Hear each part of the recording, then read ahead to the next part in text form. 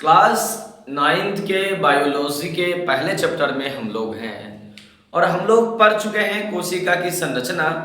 और कोशिका की संरचना के भीतर जो कोशिका द्रव्य होता है, उस कोशिका द्रव्य में कई सारी संरचनाएं जो है वो इर्द गिर्द बिखरी पड़ी नजर आती है। उन सभी संरचनाओं को कोशिका अंगक कहते हैं या कोशिकांग कहते हैं। अब इस बात को समझने पर आप थोड़ा सा जोर दीजिए कि कोशिका द्रव्य में कई सारी छोटी छोटी सूक्ष्म संरचनाएं जो बिखरी पड़ी है इर्द गिर्द पूरे कोशिका द्रव्य के भीतर, बल्कि वो एक दो नहीं बल्कि 10 से 12 संरचनाएं और अनगिनत संरचनाएं हैं। उन सभी में जो मेजर स्ट्रक्चर्स है, जो मुख्य मुख्य संरचनाएं हैं, उनको हम लोगों को अध्ययन करना है। और उनके अध्ययन की कड़ी में हम अब आगे बढ़ते हैं और बढ़ते क्या है कि आपको बोर्ड पर दिख रहा होगा सबसे पहली संरचना जिसके कारण किसी भी कोशिका का आकार वो निर्धारित तो हो पाता है और साथ साथ में कोई भी कोशिका चपटा होने से बचती है।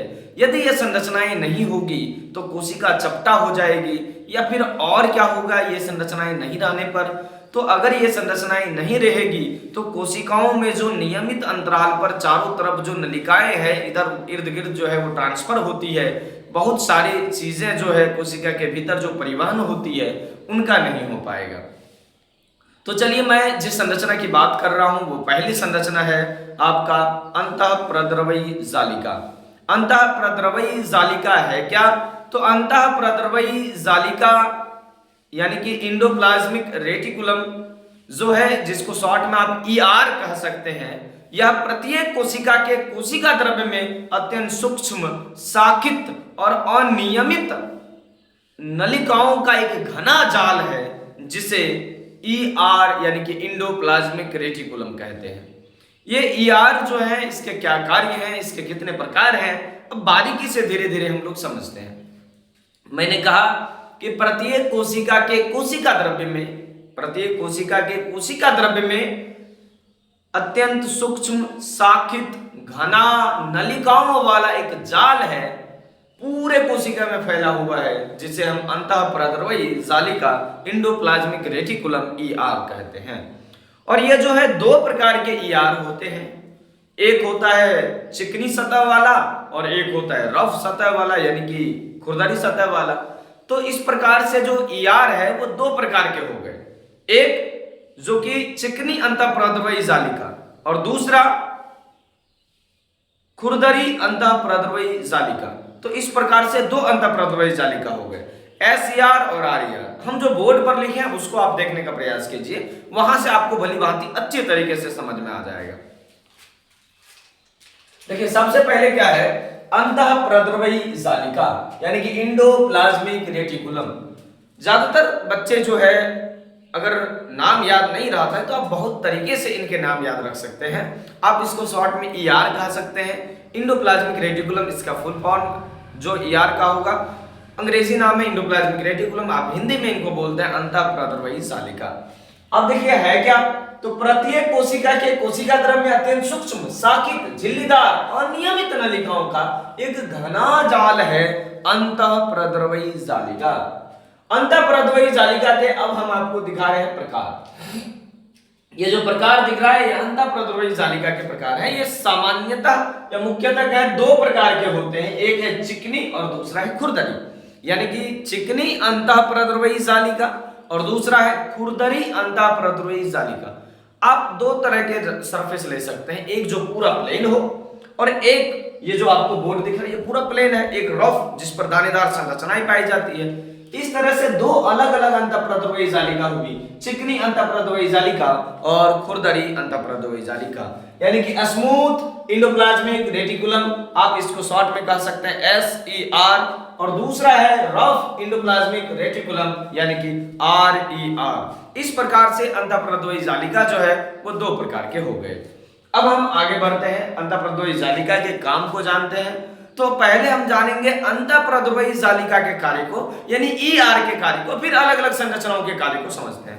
ईआर का कार्य क्या है, तो मैंने नीचे में दो कार्य लिखा है उनका, क्या कि ईआर जो है ना कोशिका को निश्चित आकार देता है और निश्चित आकार देकर उसको एक बेजोड़ जो है आयतन आकृति के अंतर्गत रखता है। और इससे क्या होता है कि कोशिका चपटा होने से बच जाता है, कोशिका चपटा नहीं होता है। जरा सोचिए, यदि कोशिका गोल है इस प्रकार से, यदि ये चपटा हो जाता है, चपटा कहने का मतलब आप नॉर्मल समझ लीजिए, पानीपुरी शब्द जो रेडीमेड आता है उसको समझ लीजिए, कितना एकदम चपटा हुआ रहता है। जैसे ही इसको तेल के अंदर छाना जाता है वो फूल के गोल हो जाता है। जस्ट लाइक उसी तरह से कोशिका भी उसी तरीके से है। कोशिका एक गोल संरचना है चारों तरफ से, और उसी बीच में यदि वो पहले वाला हो जाए पानीपुरी, जब हम तेल में छानने से पहले रखते हैं, तो ठीक उसी प्रकार कोशिका हो जाएगी, चपटा हो जाएगी, कि बिना किसके, तो बिना ईआर के। तो इसलिए लिखा है क्या कि ईआर कोशिका को निश्चित आकार देकर इसे चपटा होने से बचाता है। हालांकि और इसमें परिवहन का कार्य भी होता है इनकी नलिकाओं के द्वारा। तो इसीलिए मैंने लिखा है क्या, यह केंद्रक में, याद रखिए, यह केंद्रक से कोशिका द्रव्य में अनुवांशिक पदार्थों को, केंद्रक से कोशिका द्रव्य में अनुवांशिक पदार्थों को ट्रांसफर करती है। यानी नलिका पदार्थों के लिए नलिकाकार संरचना द्वारा जो है एक रास्ता बनाती है, जिसके द्वारा हम दूसरे कोशिकाओं तक पहुंच पाते हैं, अनुवांशिक पदार्थ दूसरे कोशिकाओं तक पहुंच पाते हैं।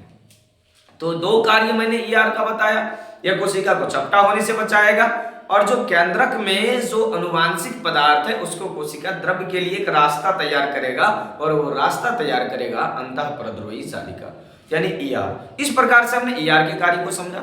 अब हम दोनों प्रकार जो अलग अलग लिखे हैं ना, एसईआर और आरईआर, इनके प्रकार को समझिए, कितनी बारीकी से समझना है इसको समझिए। पहला मैंने लिखा है एसईआर यानी कि चिकनी अंतःपरद्रव्यी जालिका, स्मूथ एंडोप्लाज्मिक रेटिकुलम। आप इसको समझिए क्या है कि जो चिकनी अंतःपरद्रव्यी जालिका है उसकी सतह समतल होती है, चिकनी होती है, पूरा प्लेन होता है एकदम सतह, किसकी, तो चिकनी अंतःपरद्रव्यी जालिका की। और साथ में देखिए इसके कार्य आखिर है क्या, चिकनी अंतःपरद्रव्यी जालिका, इनके कार्य है एसईआर के जो कार्य है उसको समझिए क्या, वसा तथा कोलेस्ट्रॉल संश्लेषण का कार्य ये करती है। तो एसईआर कार्य क्या करती है, तो वसा और कोलेस्ट्रॉल संश्लेषण का कार्य करती है।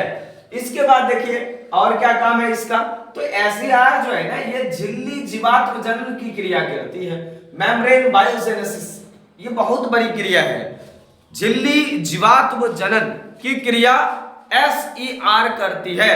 मेम्ब्रेन बायोजेनेसिस की क्रिया जो है ये करती है कौन, तो एसईआर, स्मूथ एंडोप्लाज्मिक रेटिकुलम। अच्छा, इस क्रिया द्वारा होता क्या है, झिल्ली जीवात्म जनन यानी कि झिल्ली का जनन हो रहा है, यानी कोशिका झिल्ली का निर्माण होता है एसईआर के द्वारा। स्मूथ एंडोप्लाज्मिक रेटिकुलम जो है कोशिका झिल्ली के निर्माण में सहायक होती है। कदम झिल्ली जीवात्म जनन कहने के मतलब यही है कि यह झिल्ली का निर्माण करती है। कौन सी झिल्ली, तो कोशिका झिल्ली का यह निर्माण करती है।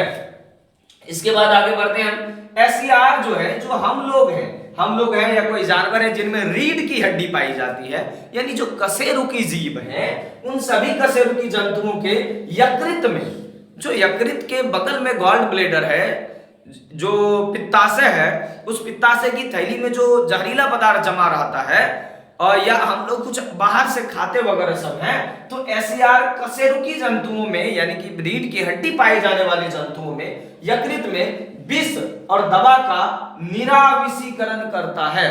यदि मान लीजिए विष है या दवा है और हमारे शरीर के अंदर प्रवेश कर रहा है, तो हमारे शरीर के प्रत्येक कोशिकाओं में मौजूद स्मूथ एंडोप्लाज्मिक रेटिकुलम उस जहर को खत्म करने का काम करता है, यानी कि निराविषीकरण करने का काम करता है। आप चाहे तो जहर खत्म करने का भी कार्य कर सकते हैं। अब दूसरी तरफ आते हैं, दूसरा है खुरदरी अंतःपरद्रव्यी जालिका यानी कि रॉफ एंडोप्लाज्मिक रेटिकुलम, आरईआर। अब इसके कार्यों को समझते हैं, तो ये है क्या, पहली बात तो आरईआर की जो सतह है वो खुरदरी होती है, खुरदरी के साथ साथ आरईआर की सतह पर मौजूद जो दानेदार संरचना है वही तो राइबोसोम है।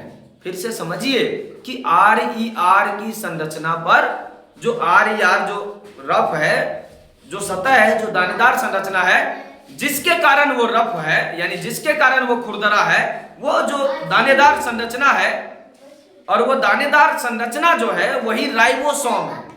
और राइबोसोम क्या है, इस बात को समझिए, कि RER की सतह पर मौजूद दानेदार संरचना, RER की सतह पर मौजूद दानेदार संरचना राइबोसोम कहलाती है।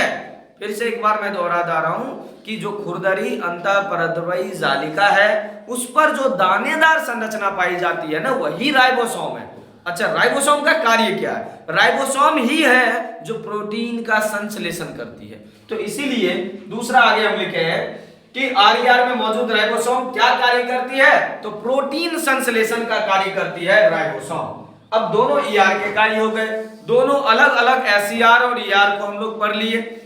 RER और SER को पढ़ने के बाद ये समझ में आया जो अंतःपरद्रव्यी जालिका है इसके दोनों प्रकारों के कार्यों को पढ़ लिए, उनके अलग अलग कार्यों को पढ़ लिए, ER के कार्यों को पढ़ लिए, ER के प्रकार को समझ लिए। इस प्रकार अंतःपरद्रव्यी जालिका के तमाम चीजों को हम लोग अच्छे तरीके से समझ पाए। मिलते हैं नेक्स्ट वीडियो में अगले